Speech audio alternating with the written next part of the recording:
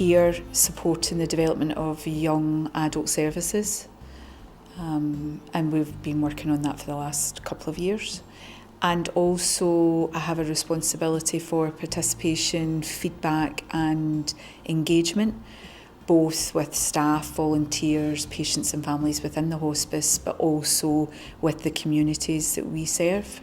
What I knew about the hospice before was it was generally for like older people with cancer, and in the past I had like kind of experience. My family had a couple of family members that came here. We went to, and they sadly passed away at Carlton Place.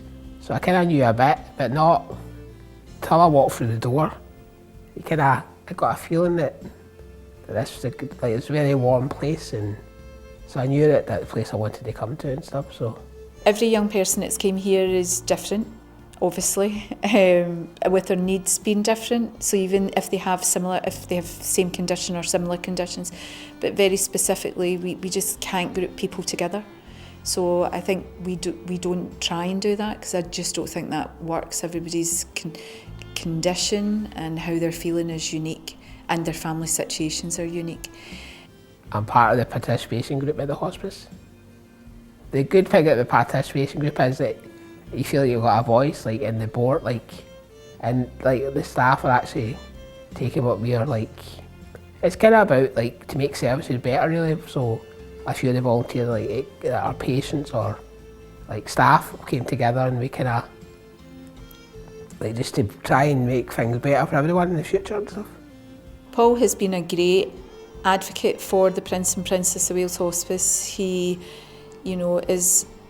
I think it's fair to say he's one of the young people who uses his voice very well to engage with other young people and to try and break down the barriers that exist in them using or accessing palliative care services. We normally meet every month, and like I said, it's a few volunteers and some of the staff members will come together, and they would discuss things and just to try and make it. And actually the board members actually listen to what we're actually putting forward, so it's good to have a voice and stuff. I think one of the things that Paul would really say about the hospice is that it's so warm and welcoming, and he never feels, he feels that everybody across all services has got to know him and stops to speak to him and chat to him and find out how his life is, and I think Paul really loves that. It's not all what people get this opinion that everyone just there to die, but that does happen, but it's not all about here. It's about making your life better, quality of life better and stuff. I didn't even, when I first came here, when I first started going to art at Carlton Place, I never thought I could do that, but now when I go in there, I'm just blown away, how you just walk in there and you leave your troubles at the door. You don't need to, and just sit and have a chat with the staff or the artists, and that's really it's good. I really get a lot out of doing that. So he's the first person to say, I think it would be really important if we tried this, or I think it would be really important if we did something. So in the main, Paul was a great advocate for the development of the social group. He recognised that there's other young people out there where actually in terms of activities during the week, if they've left school and left college, there might be a void there for social and peer interaction, and it was through Paul having the suggestion around that, and us then trying something, having the courage to try something. So I would say Paul's been one of the main instigators for that, and actually Paul was one of the young people who had said, does it need to be everything on separate days, or could I be one of the young people that try to do several activities so that I spend actually a day at the hospice? So I think he really gives us ideas to think out of the box and thinks, well, how might we do that? These young people are living longer. They've survived transitioning from school into college and beyond now with modern medicine and through the dedicated care that they get from their families and friends. So things have changed, and these young people have palliative care needs, and they have the right, I feel, to access palliative care. So because they're living longer shouldn't mean that there is an inequity to the care that they receive, and it's then up to us as palliative care providers to think, how might we do something different in the future? How might we work with young people and the families to develop these services?